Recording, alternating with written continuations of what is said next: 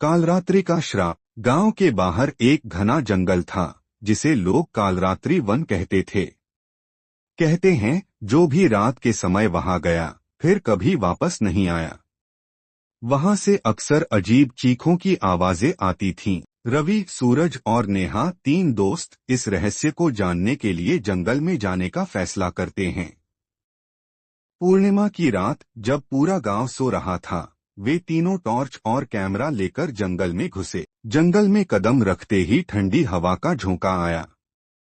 चारों ओर अजीब सी खामोशी थी, जैसे वहां कोई छिपा हो।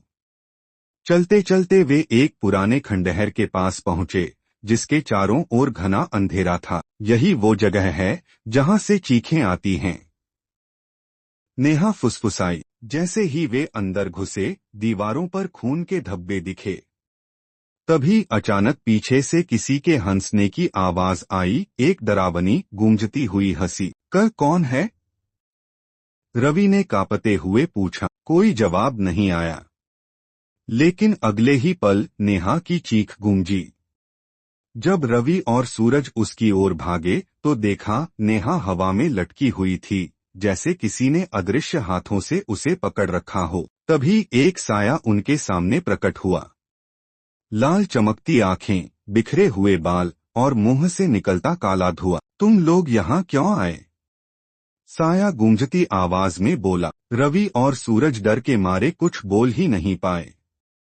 तभी वो साया नेहा की ओर बढ़ा, लेकिन सूरज ने अपनी जेब से गंगा जल की शीशी निकाली और उस पर छिड़क दिया। भयानक चीख के साथ वो साया जल उठा और जंगल में तेज आंधी चलने लगी।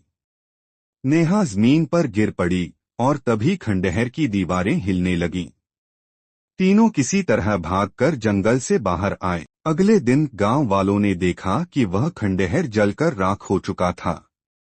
लेकिन रहस्य अब भी बना हुआ था।